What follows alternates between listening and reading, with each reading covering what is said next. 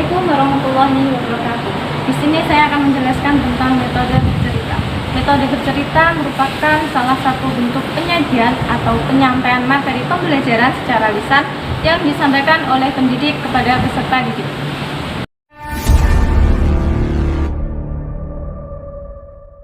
Saya akan menyampaikan metode dalam bercerita. Yang pertama yaitu menentukan topik bercerita. Topik cerita merupakan pokok pikiran atau pokok pembicaraan. Yang kedua, menyusun kerangka cerita dengan mengumpulkan bahan-bahan. Kerangka cerita merupakan rencana penulisan yang membuat garis-garis besar dari suatu cerita. Ketiga, mengembangkan kerangka cerita. Kerangka cerita yang sudah dibuat kemudian dikembangkan sesuai dengan pokok-pokok cerita. Yang keempat, menyusun teks cerita. Penyusunan teks cerita dilakukan dengan mengembangkan poin-poin dari kerangka cerita yang telah dikembangkan dengan memperhatikan keterkaitan antar poin. Nah, teman-teman, di sini saya akan membawakan satu cerita. Silahkan teman-teman simak dengan baik dan teliti. Langsung saja ya. Cerita ini berjudul tentang mimpi Sandara. Pagi menjelang saat seorang gadis yang biasa dipanggil dengan sebutan Dara. Dara mulai menyiram air untuk membuat segelas teh panas. Dara ialah gadis yang hidup dengan sejuta mimpi di dalam sebuah rumah berdinding tinggi. Dara merupakan gadis yang tumbuh di dalam keluarga yang berkecukupan, bahkan bisa dibilang sangat kaya. Namun sayangnya, Dara tidak bisa menopang tubuhnya tanpa bantuan kursi roda.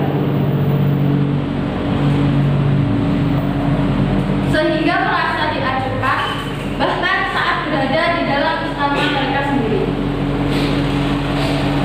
Kedua orang tua Dara selalu mengacuhkannya karena merasa tidak ada yang diharapkan dari gadis dengan kursi roda tersebut. Sementara kakaknya mungkin merasa malu mempunyai adik yang berkondisi seperti Dara. Setiap hari Dara hanya menghabiskan waktunya di dalam kamar dan sesekali mengarahkan kursi rodanya menuju ke arah taman. Gadis berusia 17 tahun tersebut sangat senang untuk menggambar di taman guna menghilangkan pikiran buruknya yang menyesali keadaannya. Suatu hari, saat Dara berada di dalam rumah, Dara jatuh dari kursi rodanya. Namun, tidak ada salah seorang pun di dalam rumah tersebut mendekat untuk menolongnya. Rasa kecewa terhadap hal tersebut membuat Dara memiliki kekuatan untuk menggerakkan kursi rodanya ke arah taman kompleks, berniat untuk menenangkan dirinya. Saat sedang terisak di taman, tiba-tiba Dara dihampiri oleh seorang gadis seusianya dengan kondisi yang sama. Gadis tersebut mengulurkan tangannya untuk Dara dan mulai menyebutkan namanya, yaitu Hana. Mereka berdua mudah sekali akrab, mungkin karena keduanya saling mengerti kondisi masing-masing. Tiba-tiba Hana berkata, "Dara, ingatlah, tidak ada seorang pun yang terlahir sia-sia. Mungkin kita tidak bisa berdiri tegak layaknya manusia lainnya, tapi kita masih punya hak untuk hidup bahagia. Cobalah untuk menerima dirimu sendiri, Dara." Lalu akhirnya gadis itu berpamitan pada Dara. Semenjak pertemuan di taman dengan Hana, Dara mulai merenungi kata-kata yang diucapkan oleh gadis tersebut. Dara berpikir, bagaimana bisa dirinya menerima keadaannya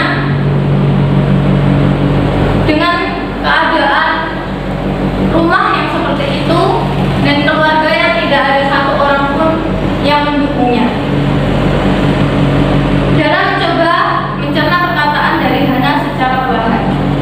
Meskipun seringkali ia menangis ketika teringat kenyataannya bahwa ia hanyalah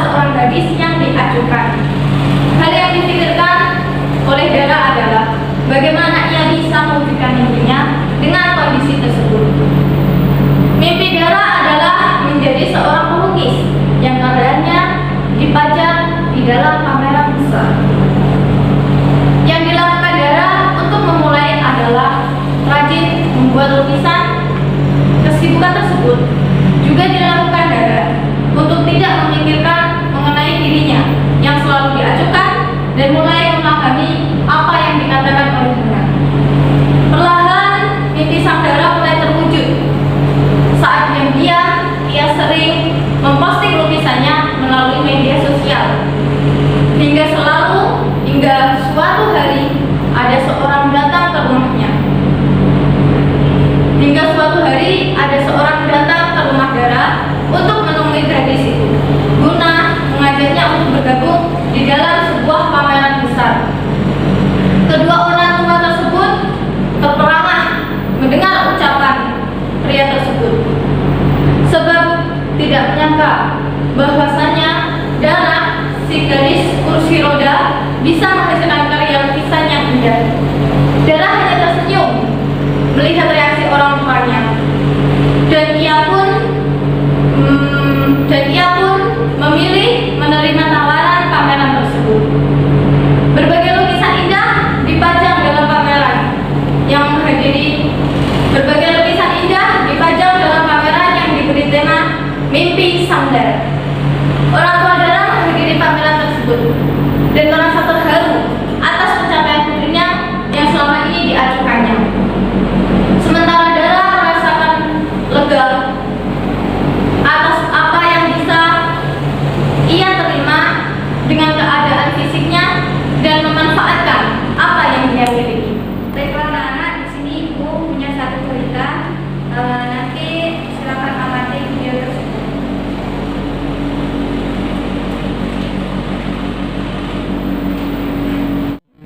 Assalamualaikum warahmatullahi wabarakatuh.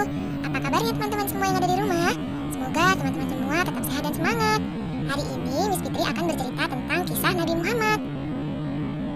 Perjalanan hidup kisah Nabi Muhammad. Nabi Muhammad terlahir pada hari Senin 12 Rabiul Awal atau 22 April 571 Masehi di kota Mekah. Ibunya bernama Siti Aminah dan ayahnya bernama Abdullah. Beliau dilahirkan dalam keadaan yatim. Pada usia 6 tahun, beliau ditinggal oleh ibunya, sehingga beliau menjadi seorang yatim piatu.